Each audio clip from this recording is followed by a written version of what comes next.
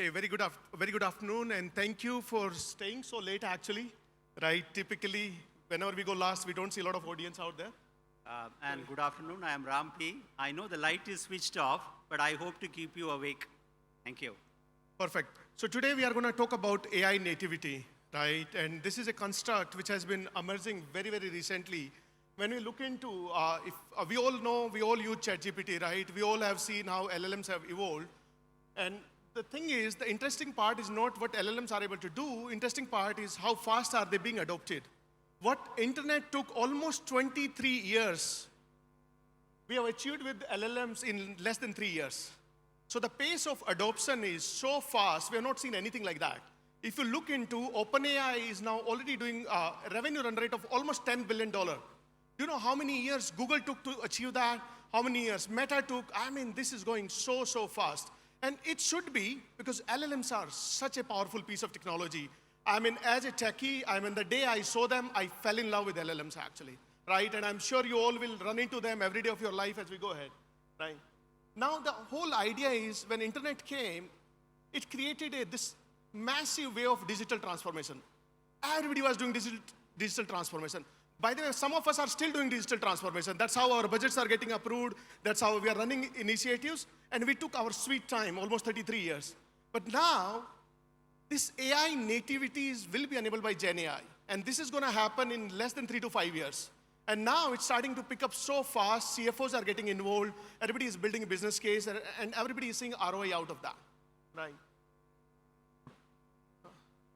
So I will let you read the statement. This is a very recent announcement by Jamie Dimon. And I'm sure most of you are familiar with the CEO of JP Morgan.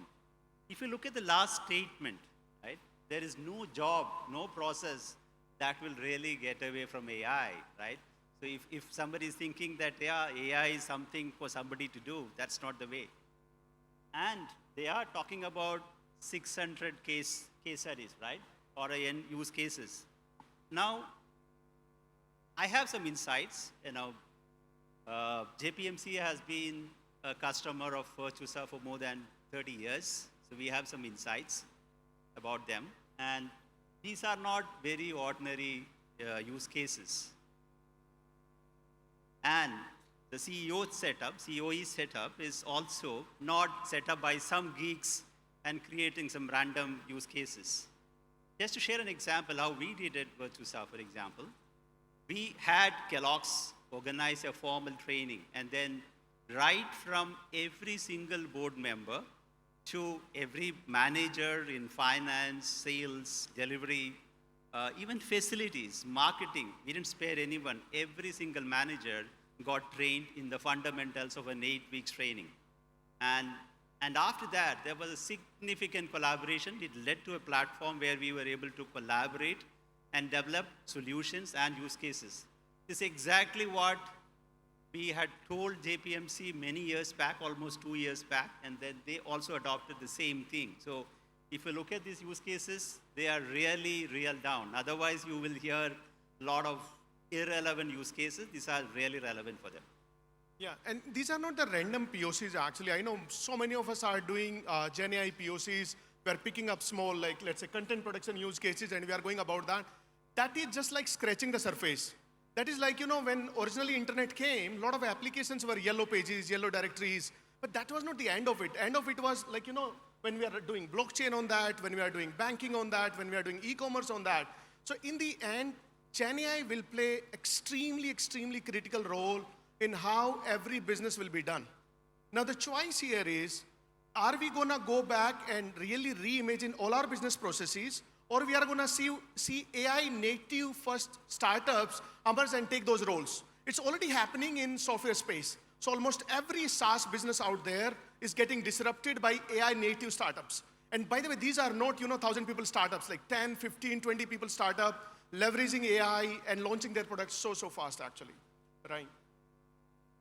Now, I think, fundamentally when software started coming up, right from mainframe, PCs, client server, Web 1.0, Web 2.0, software was mainly a system of record, right? That's what software did. It never did unit of work.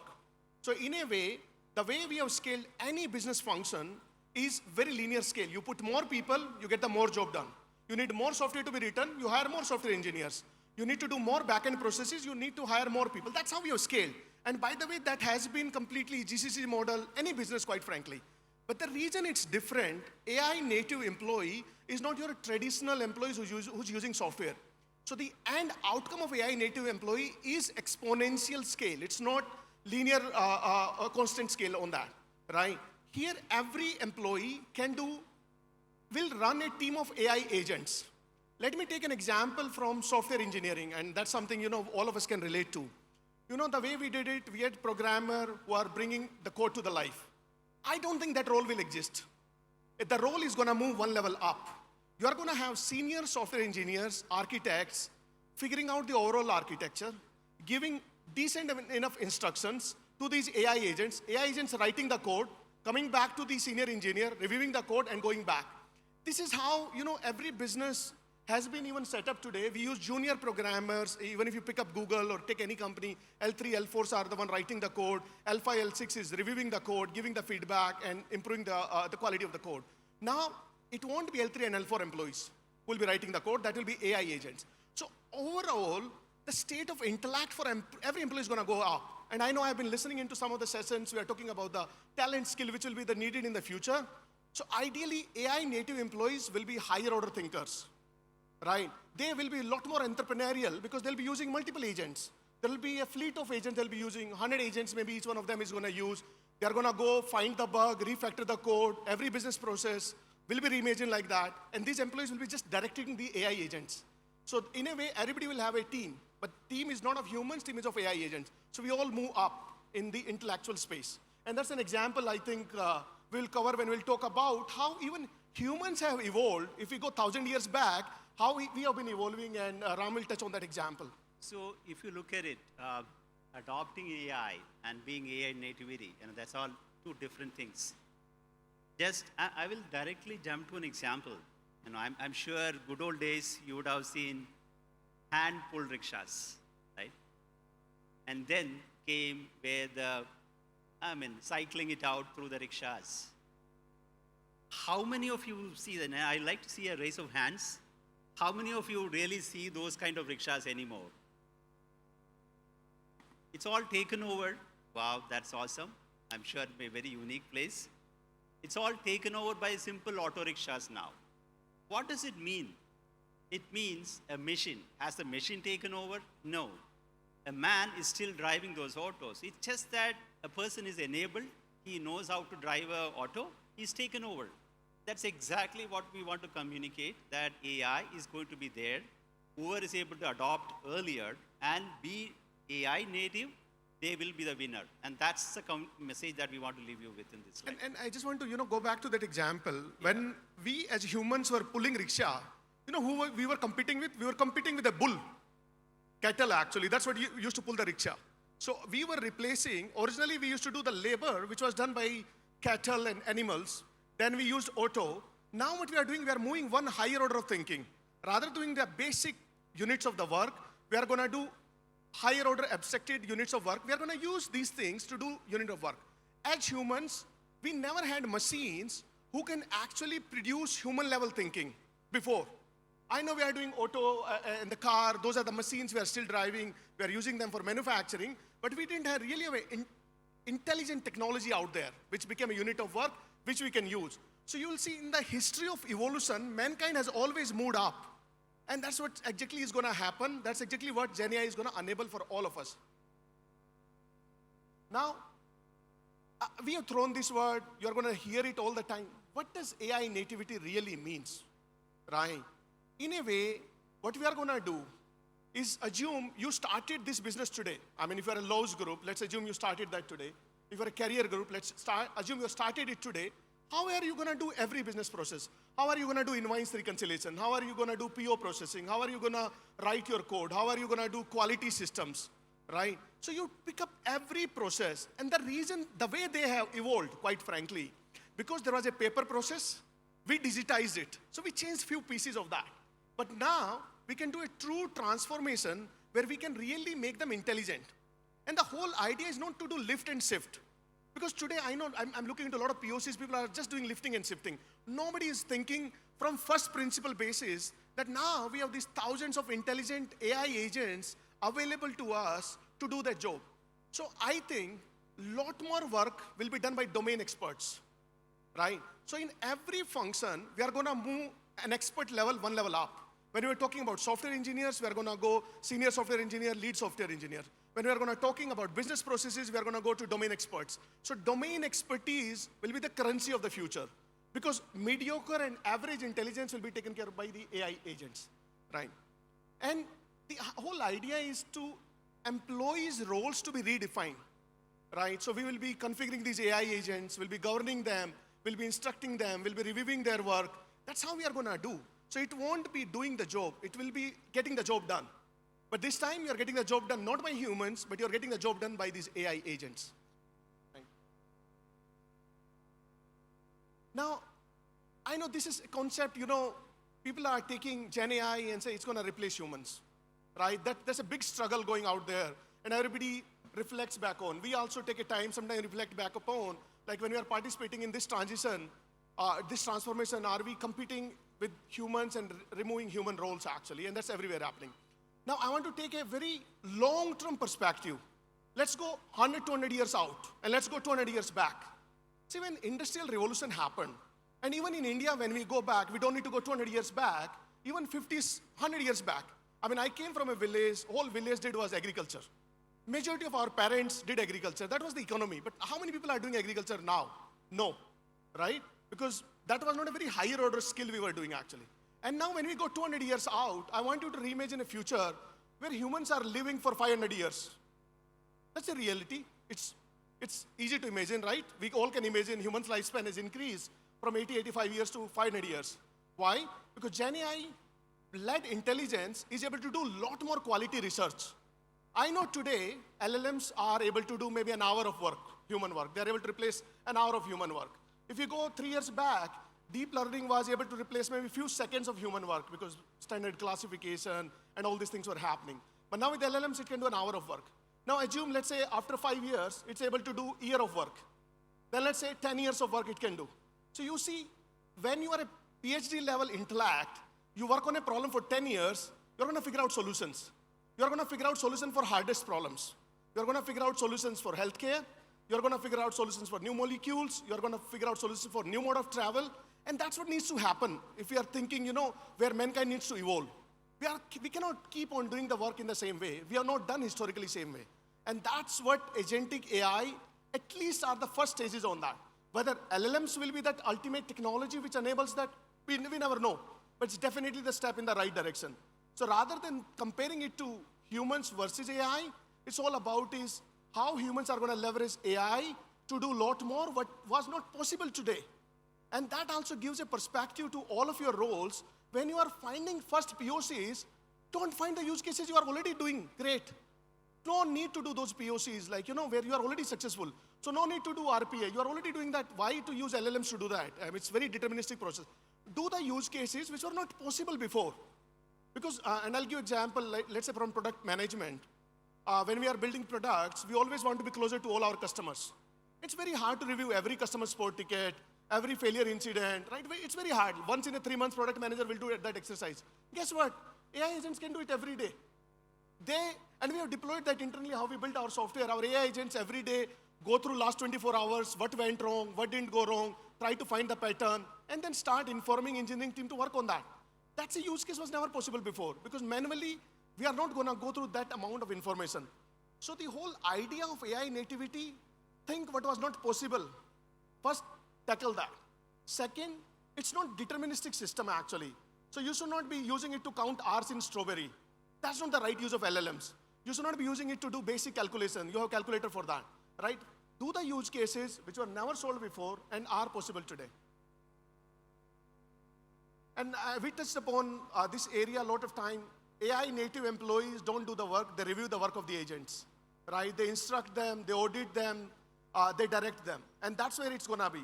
Today, all we are explaining, when we go into the boardroom, board gets excited all the time.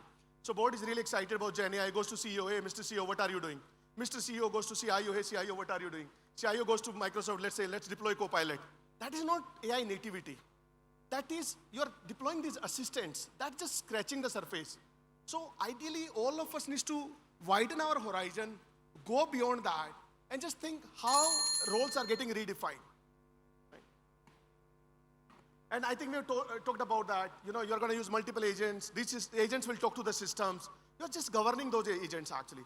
That's where we think every employee role will be in the future. I think. I think on that previous slide, I'd like to add, it's like, you go to a restaurant and you're placing an order. Now there are several agents. Now the guy who takes the order is one agent, for example, and then he gives it to the cook, and then there is someone else coming and serving you. So it's an integrated layer, and agentic AI is not really a Greek. It's simple. It is just that multiple agents coming together to deliver what you need, and that's a simple chronology that we try to picturize out there. Yeah, and see, agents are not a complex animal. Don't get scared. Like, agent is nothing but a set of instruction, one LLM, and a set of tools. And LLM is able to follow through those instructions. So it's able to plan the sequence in which it should run those tools. So in a way, the way you govern them is you give the right instructions, you give the right tools, and you evaluate them. It's very simple unit of work. And you start with very myopic agents, very small agents, very specific scope, and then their accuracy goes up. Right. So I have just one slide. I know there's time is running, a lot to cover. So I just want to call this slide basically a cradle to the grave, but for courtesy reason, we kept it birth to exit. Even within our company, for example, we did a deal with prediction with a 90% accuracy. We tested out several AI tools, several LLMs, a combination of them, and tried to make it out. Now, how did it help us? It helped us in 3 ways. One, it improved the efficiency of the sales guys. They focused on what can be won and run after deals which they think is so critical that they can't afford to lose, right? It also helped us do a better revenue forecasting. The third was we were able to predict our resource needs in a better way, right? And then we moved on. In fact, we have contract lifecycle management, which helps me run through all the MSAs and the SOWs. Even the people supply chain. For example, there are several tools in the market, and we also use them. But then we developed something in a way that when the demand came, we were able to evaluate what are the skills that I have today, what more additional training that he need to be given, so that we can tap the bench much better and hire less. This way, we were able to reduce the bench by close to 40%, and hiring by 30%, right? There were several benefits. We ran through all of them, and finally, even the attrition prediction, which is close to 95%. What I want to leave the message here is we have done that and used the best of tool that you would have seen. Right from OpenAI, we use Gemini AI, we used Anthropic. In fact, in some of the second level of solutions, we already implemented Agentic AI, right? A person, an employee is asking a question, who is my reporting manager, right? Now, the way he words it, many times he doesn't understand. So we deployed one agent to understand, convert in the way the machine will understand, and then it will go and fetch, look at who is reporting manager, where his location is, and respond. So we deployed the entire agentic process. But what happened when I deploy all of this? I'm sure, I know most of you may have, who are married and having children, either 1 or 2 kids. People having 2 kids, can I raise your hands, please? How do you manage them? Here the issue is, I have 7 children or 8 children, right? With all these tools for multiple things. They're all growing. The shoe is getting shorter. The dress is getting shorter. My cost is shooting up. It became a nightmare for us. And that's how, when I met Pavitar some time back, he showed about the UnifyApp. I didn't believe it myself initially. So we went through a very rigorous POC for almost 1.5 months. Then I did a 5-year walk to my CFO, my CTO, compared umpteen products. And now I have a very, very simplistic solution, which is the AI platform that we use in a big time. This way I'm able to reduce my cost in a big way and able to control. It's like, in a very simple example, in your bathroom, you keep your toothbrush and everything all over the place. Imagine a nice shelf out there, everything is in its place. You're able to control, and that's how we are able to control. There are a lot of benefits that I can talk about: cost saving, security controls, transparency. Unfortunately, I'm running short of time. I'm available outside to explain how we did that. We are able to really reap the benefits. Thank you. No, thank you for your time and thank you. Have a wonderful rest of the evening.